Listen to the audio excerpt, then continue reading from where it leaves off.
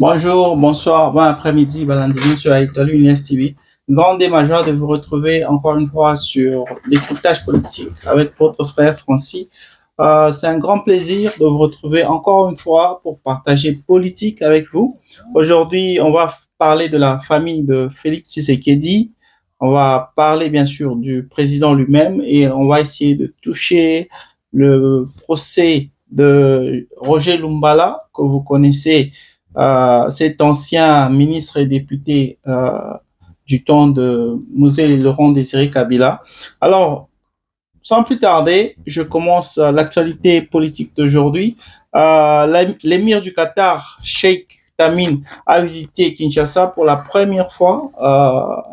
L'une des raisons pour laquelle il a visité, c'est pour renforcer les relations bilatérales et des liens économiques entre la RDC et le Qatar. Ce que je dois vous signaler, c'est que depuis 2022, Doha s'impose comme auteur clé, multipliant les efforts diplomatiques. En mars, d'ailleurs, je peux vous rappeler, en mars 2025, il a réuni Félix Tshisekedi et Kagame. Vous allez vous rappeler de cette rencontre historique qui s'était passée à Doha quand Félix Tshisekedi était aux côtés de Kagame, bien que ce jour-là, on espérait que les deux allaient s'entendre, mais c'était juste une première étape avant d'amorcer ce processus de paix qui s'éternise. Hein, pour certains, ce processus est en train de s'éterniser parce que c'est depuis juin que on avait signé cet accord de principe entre Rwanda et Kigali. Qu'est-ce que je dis là? Entre Kigali et Kinshasa. Et depuis lors, il n'y a rien qui se passe concrètement. Alors, ça avait commencé avec les deux présidents, Félix Tshisekedi et Paul Kagame.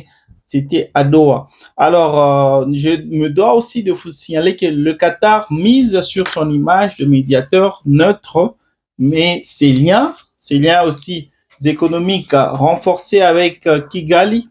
Là, nous parlons certaines infrastructures. Il y a l'aviation, il y a l'investissement qui pose problème chez les Congolais, parce que je vous avais d'ailleurs dit cela sur Décryptage politique, que le Qatar avait beaucoup investi au Rwanda, surtout dans ce qui concerne l'aviation. Il y a même des drones. Le Qatar avait même formé la police rwandaise.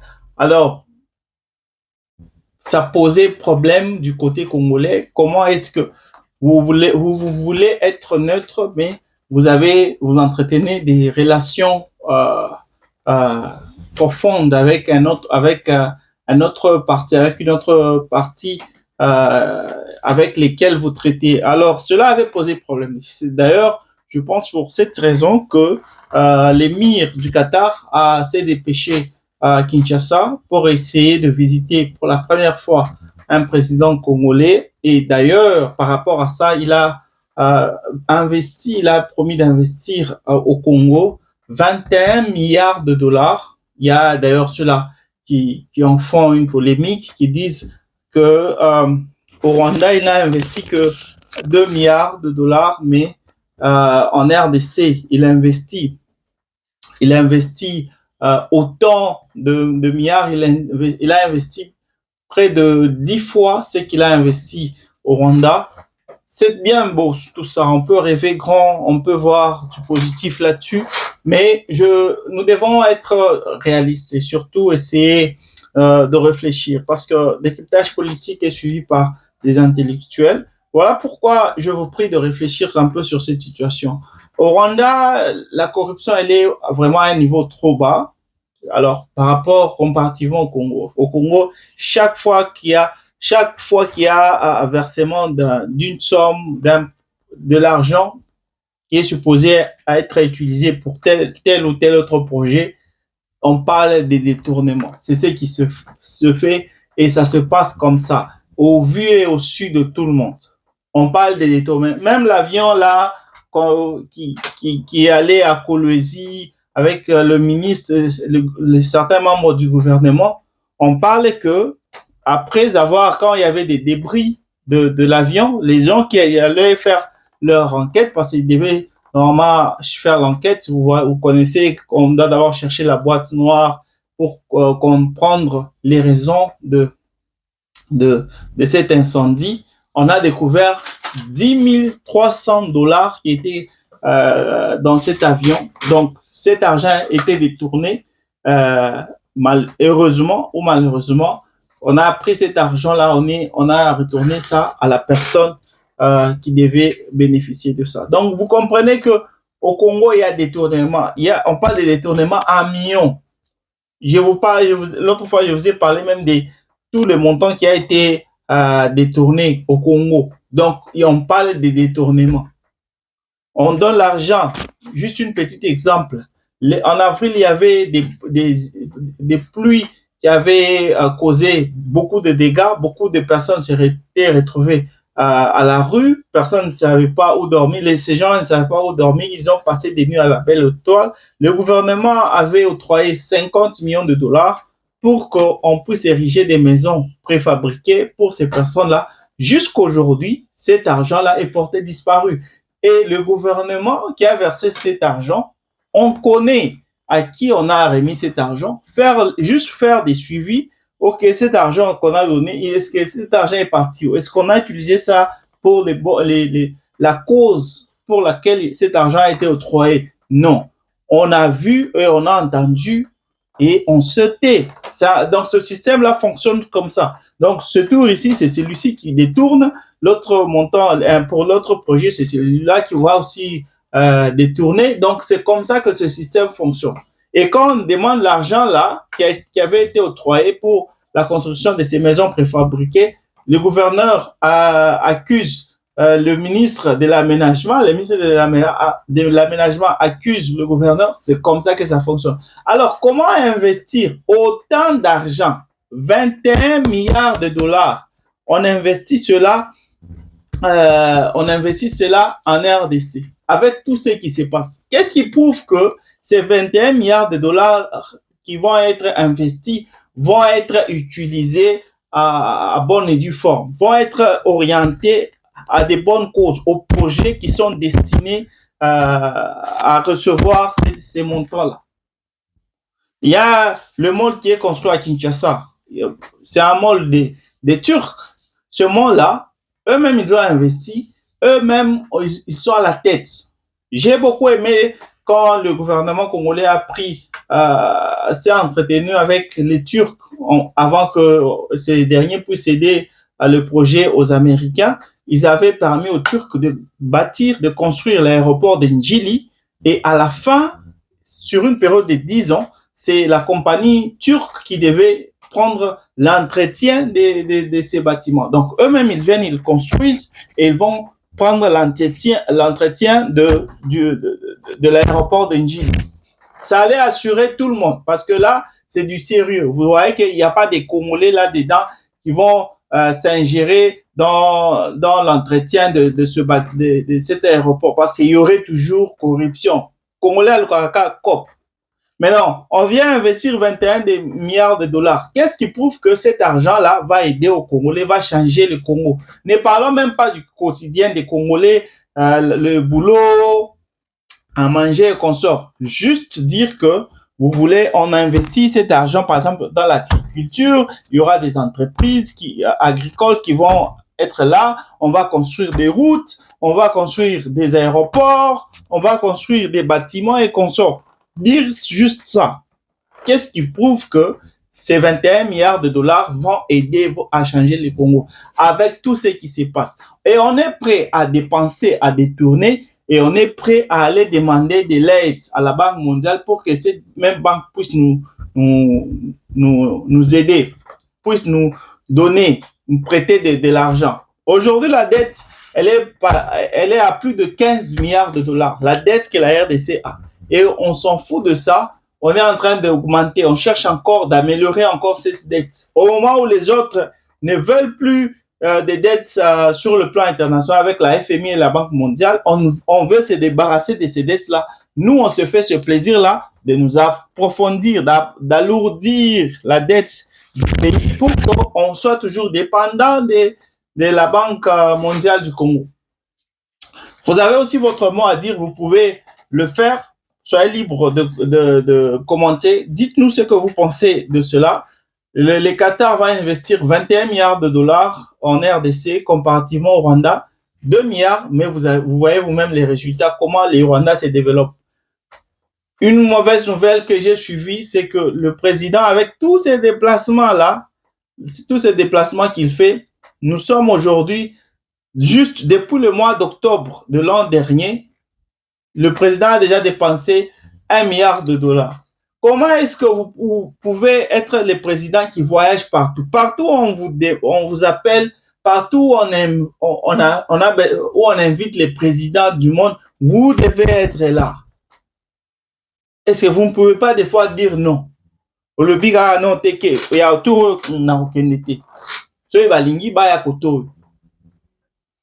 Donc tout ça, ça fait que l'argent qui devait être utilisé pour les trésors publics, pour certains projets que le gouvernement a, cet argent-là doit aller directement dans les comptes du président et dans les comptes du président de la République. Ça fait trop mal. Ce président n'a pas commencé ça maintenant. Il avait commencé depuis le premier mandat. Quand il faisait ses déplacements, tout le monde disait, mais c'est un président touriste. On attendait voir les résultats de tout ça. Mais jusqu'à aujourd'hui, ça continue. Le président commence, c'est comme si c'est quelqu'un qui rêvait la vie. Et aujourd'hui, là, cette opportunité-là, il continue de faire cela. Au premier mandat, on aurait compris, il cherche les investisseurs, mais pas au deuxième mandat. Parce que jusque-là, il n'y a rien qui a changé. Quelqu'un pourra dire, c'est parce qu'il a fait ses déplacements que les autres commencent à venir. Là, ce sont des dits qu'il est en train de faire. Il appelle, chaque fois qu'il fait ses déplacements, il va vanter la RDC, il va faire la publicité de la RDC, dire que la RDC est un pays solution. Là, c'est par rapport aux minéraux que nous avons. Est-ce que les deals qu'il est en train de proposer vont profiter aux Congolais? Et cela va changer la vie des Congolais, la situation en RDC. Il a fait ce deal-là avec les États-Unis, donner nos minéraux à Donald Trump pour que ce dernier puisse apporter la paix. Jusque-là, vous voyez vous-même sur le plan pratique ce qui se passe. La paix n'est pas encore là. À l'Est, il y a toujours la guerre. Les M23 continuent à récupérer des localités. Les ADF continuent à tuer nos frères et sœurs à l'Est du pays. La semaine passée, on nous a parlé de 89 personnes qui étaient tuées par les ADF. Donc, on ne sait pas. Là, on va avec cette histoire. Je n'ai pas trop parlé là-dessus. Je vous laisse je vous laisse le droit ou le devoir de nous parler, de nous dire ce que vous pensez de cela dans les commentaires. Si vraiment on est en train de récolter le fruit des voyages que le président Félix Tshisekedi faisait tout ce temps, quand après le président israélien a passé sa visite à Kinshasa. Après lui, c'est le président du Qatar, ou je peux dire l'émir du Qatar, qui est venu à Kinshasa, en RDC, pour visiter Félix Tshisekedi. Est-ce que ce sont les fruits? Est-ce que nous pouvons espérer quelque chose par rapport à ça? Soyez libre de nous en parler en commentaire. Alors, deuxième information, c'est Roger Lumbala, qui est jugé à Paris. Il a demandé à ce que Jean-Pierre Mbemba puisse témoigner pour l'innocenté. Le procès avait déjà commencé la semaine passée, c'était le mercredi de la semaine passée, pas le mercredi de la semaine passée. Ça avait commencé le mercredi en 8 c'est là que ça avait commencé. Depuis, le monsieur n'a jamais n'a jamais été là en présentiel. C'est juste ses avocats qui sont là. Il demande à ce que, premièrement, au début de ce procès, il avait dit que si lui doit être jugé, Jean-Pierre Bemba devait aussi être jugé. Parce qu'en ce temps-là, Jean-Pierre Bemba, avec son groupe MLC, son parti MLC, il avait aussi des militaires. Alors, selon lui, Jean-Pierre Bemba devait aussi être jugé parce que lui aussi, il a commis les mêmes atrocités que les rebelles que lui dirigeait, les rebelles du groupe RCDN. Parce que c'est de ça qu'il est jugé. On l'accuse de crimes contre l'humanité, crimes graves contre l'humanité. Alors, il doit comparaître devant la justice. La France a cette compétence universelle de juger des crimes graves, même des personnes qui ne sont pas françaises. Alors, c'est avec cette compétence universelle que la France a jugé de poursuivre Roger Lumbala. Pour un petit rappel plutôt, il était arrêté depuis 2020. Après 2020, il était arrêté, mais il n'avait jamais été jugé. Ce n'est que en début de ce mois qu'il avait été que son procès a commencé et dès le premier jour, il avait jugé de ne pas comparaître. Il a dit que la justice française n'est pas compétente pour les juger. Il préfère qu'il soit jugé en RDC. Et depuis le premier jour, il avait entamé la grève de faim, c'est-à-dire il ne mange pas jusqu'à ce qu'il soit écouté, jusqu'à ce qu'on puisse faire ce qu'il veut, c'est-à-dire qu'on puisse le transférer au parquet de Kinshasa pour qu'il soit jugé là-bas. Alors, après, quand il était arrêté depuis le premier jour, il clamait à ce que Mbemba aussi soit jugé, mais à l'allure où vont les choses aller, puisqu'il était toujours cité dans beaucoup de choses, maintenant là, il demande à ce que Mbemba puisse intervenir dans ce dossier pour l'innocenter. Qu'est-ce que Mbemba sait de lui? Que s'il parvenait à le dire, il va être innocenté. Vous-même, vous connaissez, pour ceux-là qui ont vécu du temps de Mzee Laurent Desiré Kabila, cette milice que lui dirigeait avait commis avait tué des personnes, cette milice avait violé, un peu comme ce que les autres milices qui sont à l'Est font. Donc, c'est comme ça que cette milice opérait. Alors, je ne vois pas ce que Jean-Pierre Bemba peut apporter ou qu'est-ce que Bemba peut dire pour l'innocenté. Mais seul le temps nous le dira. Jusque-là, Bemba n'a pas répondu. Il ne veut pas s'ingérer dans cette situation. Mais quand il y aura du développement par rapport à ça, on ne doit pas hésiter de passer pour vous en parler. Je vous passe une autre information, c'est la famille Tshisekedi. Elle a fait quoi? Je vous passe d'abord cette vidéo et puis je vous reviens pour faire mon analyse. Sud de Bruxelles, Uccle est une commune bien connue pour sa richesse. C'est dans ce quartier huppé que la famille Tshisekedi habite, derrière l'un de ses portails cachés des premiers regards. Le Congolais Jean-Pierre Mouteba vient ici pour la première fois de sa vie. À 65 ans, cet ancien salarié de la Gécamine, la gigantesque entreprise publique congolaise de gestion des mines, a décidé de poursuivre sa lutte contre la corruption en Belgique. Il a déposé plainte avec des ONG contre 9 membres de la famille du président de la RDC qui seraient co-auteurs et complices d'actes de corruption dans la région du Katanga. Chez nous, en RDC, nous avons publié beaucoup de rapports sur cette question. Nous avons identifié les personnes qui sont en train de faire et où est-ce qu'ils le font, quels sont les biens qui sont détournés, quels sont les remplis et les gisements qui sont détournés, comment ils opèrent. Nous avons multiplié des rapports, nous avons rencontré les autorités sur place. Il y a même des ONG qui ont porté plainte auprès de la justice congolaise. Malheureusement, la justice n'a rien fait.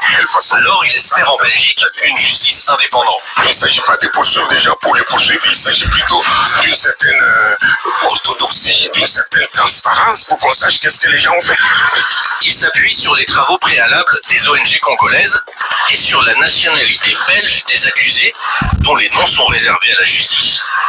Plusieurs membres de la famille présidentielle ont la nationalité belge. Il peut y avoir une responsabilité pénale pour des personnes de nationalité belge qui posent des actes tels que des actes de corruption ou des actes de blanchiment, indépendamment du lieu où l'activité délinquante a lieu.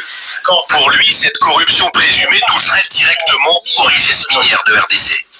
En fait, le Katanga a des ressources parmi les plus belles et les plus impressionnantes de la planète.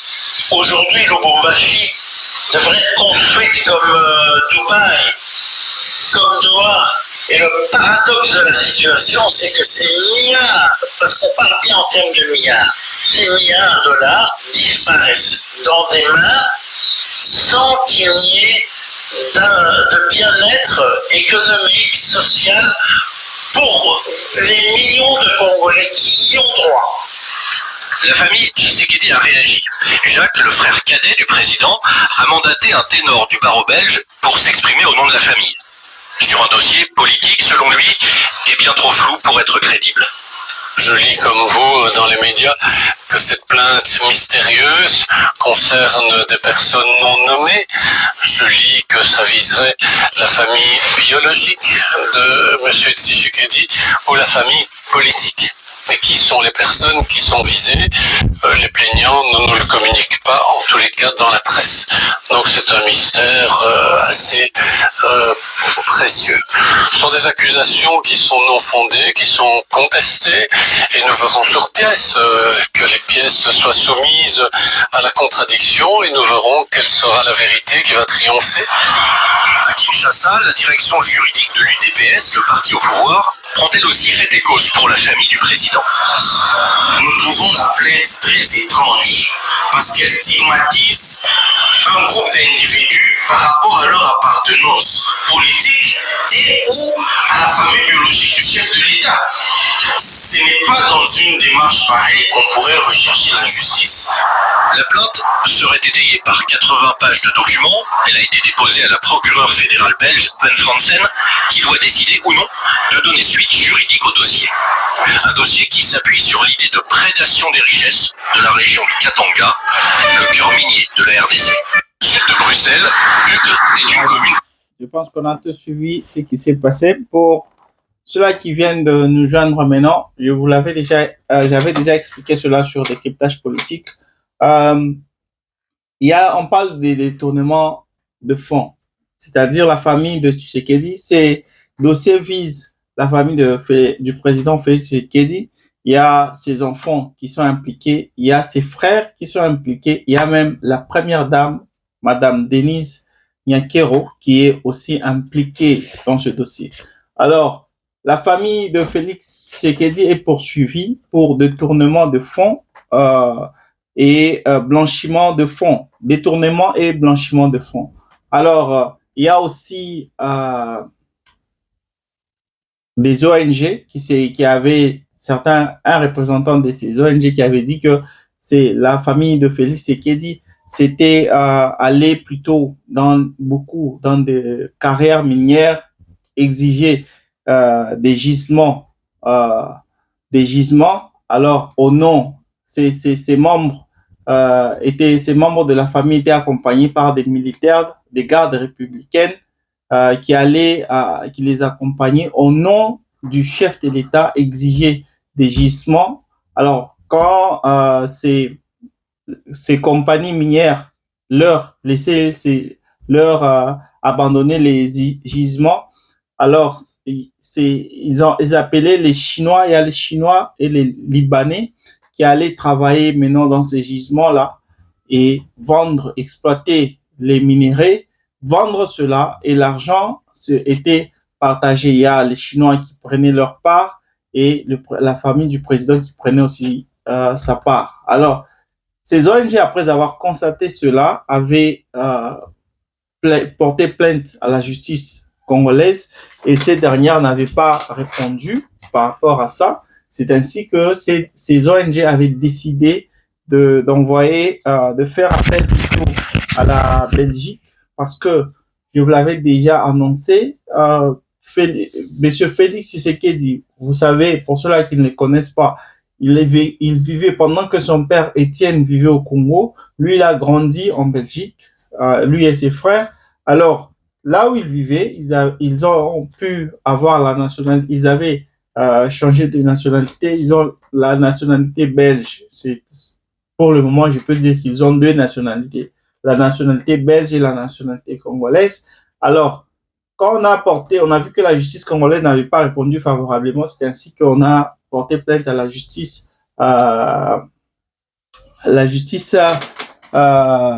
belge. C'est la justice belge qui maintenant a commencé à poursuivre, à faire des enquêtes par rapport à ça.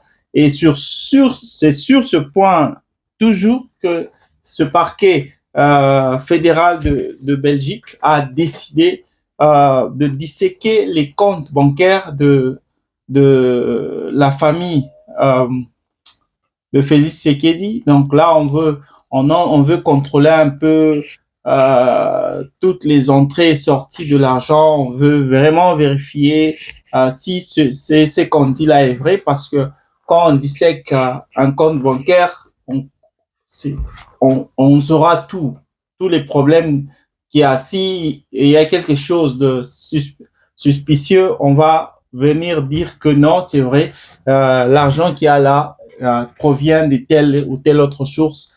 Donc, c'est la justice belge plutôt qui continue à faire son enquête, et nous espérons vraiment que la justice sera faite. Le monsieur, comme vous l'avez pu suivre, c'est Belge qui a dit que cela devait profiter à la population. Comment vous pouvez voler autant d'argent dans une ville qui se veut être l'une des plus riches en matière de minerais au monde, mais les gens vivent dans la pauvreté. Si vous visitez la ville, c'est de la poussière partout. Il n'y a rien qui montre que cette ville regorge autant de minerais. Vraiment, ça fait mal. Ça fait mal, mais nous, on est là juste pour vous passer l'information. C'était Décryptage politique, mesdames et messieurs. Merci d'avoir été des nôtres. Pour ma part, je viens de terminer la session d'aujourd'hui. Je vous retrouve demain avec la même force, la même énergie. Bye et prenez soin de vous. Bye.